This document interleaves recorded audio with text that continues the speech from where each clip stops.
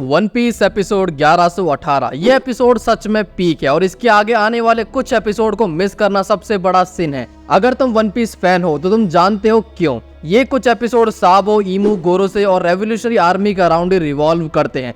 ये सारे वो सब्जेक्ट हैं जो सबसे ज्यादा इंपॉर्टेंट तो है पर उसी के साथ सबसे बड़ी मिस्ट्री भी है। इस एपिसोड में हमारे सामने खुद ईमू एम्प्टी थ्रोन पर चढ़ती है और ये कुछ एपिसोड कोबरा के आखिरी पल है। तो सब कुछ यहाँ पर मैं स्पॉइल नहीं करूंगा, आगे वीडियो में जानते हैं। वीडियो को शुरू करने से पहले चैनल को सब्सक्राइब कर लो और वीडियो को लाइक करना बिल्कुल ना भूलें। So let's start the video. जैसे कि रेवोल्यूशनरी आर्मी मरिज़ो में इन्फिल्ट्रेट कर चुकी है और बोनी भी अपने फादर को बचाने के लिए उसके अंदर आ चुकी है। यहाँ पर हम देखते हैं कि साबो और बोनी कासल के अंदर मिल जाते और साबो के पास स्लेव कॉलर की चाबी भी है। वो कुमा को बचाने के लिए आगे बढ़ते हैं पर जिस तरह से साबो अपने हाथ से कारासु स्क्रू को रिलीज करता है वो बहुत ज्यादा इंसेन लगता है। मुझे तो पहले लग रहा था कि ये अपने हाथ से ब्लैक फ्लेम बना रहा है, पर जब मुझे पता चला कि कारासु की पावर है तो ये बंदा मुझे और ज्यादा कूल लगने लगा। साबो स्क्रू की हेल्प से कारासु से बात करता है और स्लेव कॉलर की चाबी भी कारासु को भेज देता है ताकि वो लोग कुमा और बाकी स्लेव्स को फ्री करके हेडक्वार्टर की तरफ निकल जाए। पर यहाँ पर साबो थोड़ी देर और रुकेगा कुछ काम करने के लिए।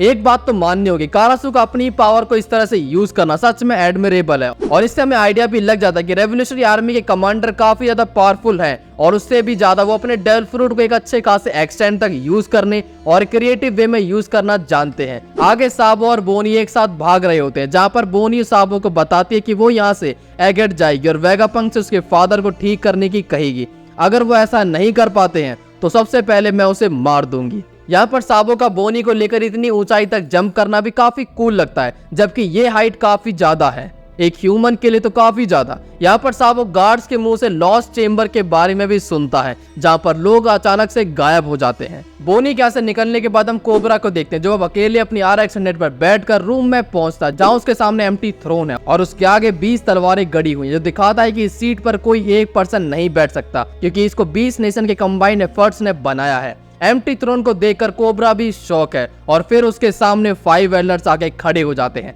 कोबरा उनसे पूछता है कि इस एम्प्टी थ्रोन को 20 किंगडम ने मिलकर बनाया था और जिन लोगों ने अपना किंगडम सरेंडर करके मरिज़ो में आ गए वो सेलेस्टियल ड्रैगन्स बना दिए गए। इसीलिए एम्प्टी थ्रोन के आगे सिर्फ 19 तलवारें क्योंकि 20 किंगडम में से अलाबास्टा किंगडम की क्वीन नेफेटारी लिली भी थी जो वापस अपने किंगडम चली गई थी, पर इन रियलिटी वो कभी अलाबास्टा पहुंची ही नहीं थी और ना ही टेक्स्ट बुक में उसका कोई जिक्र है अब तक। अब ये सारी बातें ईमू भी सुन रही है चेंबर ऑफ फ्लावर में खड़ी होकर। नेफेटारी लिली के बारे में बताना यानी कोबरा को 800 साल पहले की हिस्ट्री बताना जो इसे कोई भी बताने वाला नहीं है और ऐसा ही होता भी है। एल्डर सीधे उसके मुंह पर मना कर देते कि हमें यहाँ पर कुछ नहीं पता है। अपना आंसर ना मिलने पे कोबरा एक ऐसा क्वेश्चन पूछता जो ईमू और गोरोसे दोनों की दुखती रग को पकड़ लेता है। वो पूछता है कि डी का मतलब क्या है और इसे सुनने के बाद सभी एल्डर्स गुस्से में आ जाते हैं और हम ईमू को भी देखते हैं जो फ्लावर ऑफ चेंबर से जा चुकी है। इसके बाद हमारा सीन यहाँ पर चेंज होता है और हम देखते हैं सेंट रोजबर्ड कुमा का यूज करके सीराओसी को कैप्चर कर लेता है। सीराओसी हेल्प के लिए लोगों को बुलाती है पर कोई भी आगे आता नहीं है क्योंकि सेलेस्टियल ड्रैगन पे हाथ डालने का मतलब है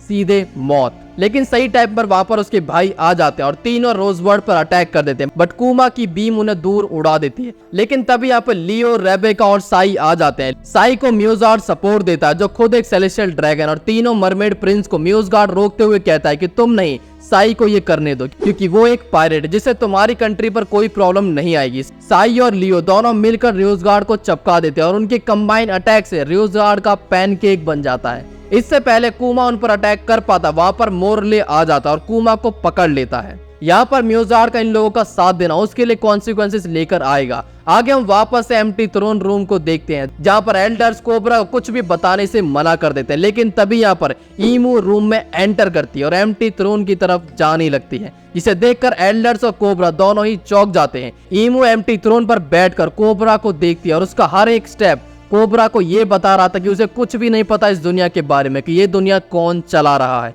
ईमू एम्प्टी थ्रोन पर बैठकर लिली का नाम लेती है। अब नाम तो उसने लिया बट वो क्लियर वॉइस नहीं थी तो हमें पता ही नहीं चल पाया कि वो कौन है, मेल है या फिर फीमेल है। ईमू बस एक डीमन की तरह साउंड कर रही थी यहाँ पर। मैं इतने टाइम से एक्साइटेड था कि अब फाइनली ये रिवील हुआ कि उसका जेंडर क्या है, पर यहाँ पर भी उसे रिवील नहीं किया गया। अब तो लगता है कि सीधे फाइनल फाइट में जाके हमें पता चलेगा जब उसका कोई घूंघट उठाएगा कि इसके अंदर कौन बैठा हुआ है। तो टोई ने तो अपना खेल खेल लिया डिस्टॉर्टेड वॉइस का यूज करके, पर कोई ना, सह लेंगे थोड़ा। बट नेक्स्ट एपिसोड और भी ज्यादा क्रेजी होने वाला, जहां पर हमें देखने को मिलेगा एब्सोल्यूट सिनेमा। कोबरा का इमो को देखने के बाद उसकी फटना, सांपों का इमो और एल्डर्स को फेस करना, किस तरह से इन मॉन्स्टर से बचकर वो निकलता है, ये देखना बहुत ज्यादा इंटरेस्टिंग होने वाला है। सो अलार्म सेट कर लो नेक्स्ट एपिसोड के लिए, क्योंकि वो मिस करना तुम्हारी सबसे बड़ी गलती होने वाली है। तो ये एपिसोड बेस्ट एडेप्टेशन था किसी भी चैप्टर का। इसकी डायरेक्शन तो सुपर्ब थी, खास करके साई और लियो का रोजवार्ड को पेलना, फुल्ली सेटिस्फाइंग मोमेंट। एक मांगा में सेटिस्फाइंग मोमेंट आया और एक यहाँ पर एनिमे में। मैं यहाँ पर नाम बताकर एनिमे वॉचर का मजा स्पॉइल नहीं करूंगा। मुझे तो इस एपिसोड को देखने में फुल मजा आया। तुम्हें कैसा लगा कमेंट्स में जाकर बताओ, और चैनल को सब्सक्राइब करना और वीडियो को लाइक करना बिल्कुल मत भूलना। इसी के साथ हमारा मेन चैनल को चेकआउट करना बिल्कुल मत भूलना। तो मिलते हैं जल्दी नेक्स्ट वीडियो के साथ।